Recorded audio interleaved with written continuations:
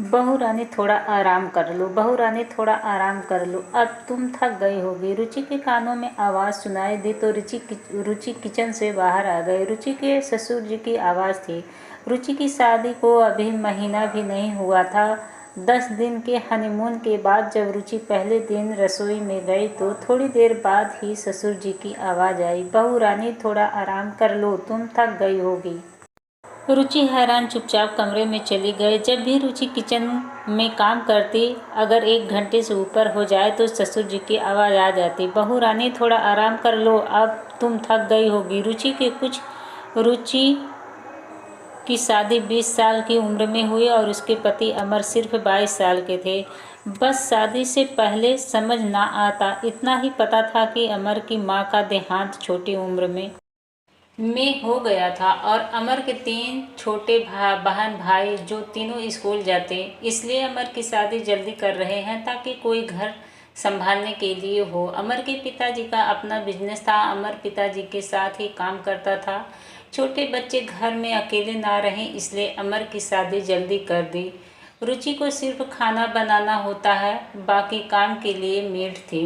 रुचि अपनी दोनों नंदों रिया और प्रिया जो जुड़वा थी और छोटे देवर को बहुत प्यार करती थी। नंदे अभी 8वीं में पढ़ती थी और देवर जतिन 10वीं में था।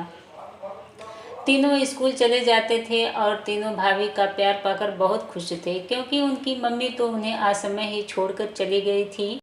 रुचि भी उन्हें दिल से प्यार करती थी। नंदे भी अपनी भाभी की थोड़ी बहुत मदद करती थी। 3-4 दिन लगातार रुचि ससुर जी के एक ही बात सुनकर हैरान थी कि ससुर जी ऐसे बोल रहे हैं। रुचि ने अपने पति अमर से कहा, मुझे तो घर में ज़्यादा काम करना नहीं होता, सिर्फ खाना बनाना होता है और रिया और प्रिया भी मदद कर देती हैं। मुझे तो ऐसे ही काम करने की आदत है। मेरे मायके में तो कोई मेड भी नहीं थी, लेकिन मैं थोड़ी देर रसोई में काम करती हूँ तो पिताजी थोड़ी देर बाद ही आवाज़ देते हैं, बहू रानी थोड़ा आराम कर लो, अब तुम थक गई होगी। पहली बार देखा है कि इस तरह किसी के ससुर जी अपनी बहू को आराम करने के लिए कहते हों। तो अमर बोला, रुचि ये पिताजी के प्रायश्चित हैं। जब पिताजी की शादी हुई थी तो पिताजी दादी से बहुत डरते थे और दादी का स्वभाव बहुत कड़क और गुस्से वाला था। दादी अपनी ठसक में रहती और बुआ का नखरा भी बहुत था। ना दादी खुद कोई काम करती थी और ना बुआ को करने देती थी। दोनों चाचा भी छोटे थे। घर में कोई मेड नहीं थी क्योंकि दादी मेड रखना पसंद नहीं करती थी। घर का सारा काम माँ को करने पड़ते थे। 10 लोगों का खाना बनाना, कपड़े धोना, बर्तन सफाई, सब काम माँ ही करती। जब हम चारों भाई बहन पैदा हुए तो भी दादी ने माँ को जरा भी आराम नहीं दिया, जल्दी ही काम में लगा दिया। माँ की तबीयत खराब होती ही तो पिताजी से कहती तो वो एक ना सुनते, यही कहते कि तुम काम ना करने का बहाना बनाती हो। हमारे ननिहाल में भी बस हमारे नाना और मामा थे और मामा भी छोटे थे और माँ बीमार रहने लगी थी। बुआ की शादी हो गई और चाचा भी शादी करके अलग रहने लगे थे। मैं इसे उनकी समझदारी कहूँगी। दादी को माँ की बीमारी से कोई फर्क नहीं पड़ता था। रिया और प्रिया के जन्म के बाद तो माँ की तबीयत बहुत खराब रहने लगी, फिर भी काम करना पड़ता। मैं थोड़ी मदद कर देता था। दादी को तब भी गुस्सा आता, लेकिन मैं मदद करता था। जतिन भी थोड़ा काम करता था। रिया प्रिया तीनों 3 साल की थी तो दादी गुजर गई।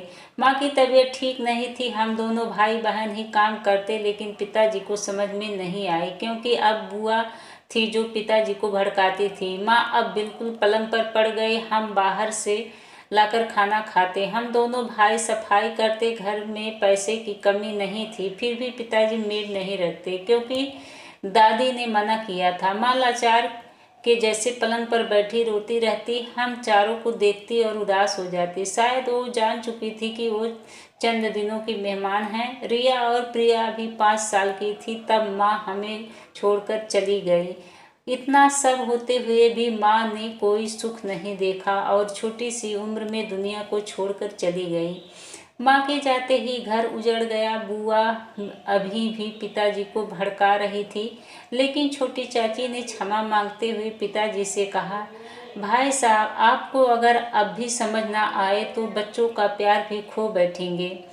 मैं तो डरती थी, कुछ नहीं बोली क्योंकि माँ जी की आगे किसी की नहीं चलती। लेकिन आप अभी भी ना संभलें तो अपने दिमाग से काम ना लिया तो पछताना पड़ेगा।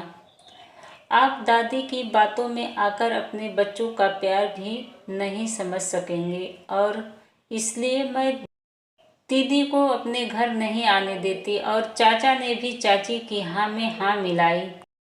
उस दिन के बाद पिताजी बिल्कुल बदल गए। शायद उन्हें समझ आ चुकी थी कि अपनी पत्नी का साथ ना देकर और अपनी माँ और बहन के कहने पर चलकर भी अपनी पत्नी को खो दिया। सब कुछ होते हुए भी पत्नी को कोई सुख नहीं दिया जिस सुख और खुशी की वो हकदार थी।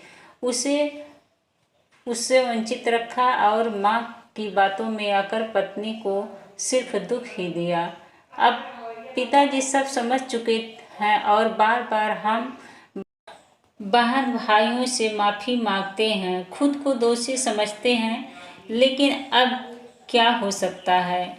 ना माँ वापस आ सकती है और ना हमारा बचपन जो हमने कठिनाइयों में बिताया। बस वो तुम्हें देकर अपना प्रायश्चित करना चाहते हैं। तो भाइयों और बहनों, आज की कहानी अगर आप लोगों को अच्छी लगी हो तो वीडियो को लाइक कीजिए, शेयर कीजिए और कमेंट भी।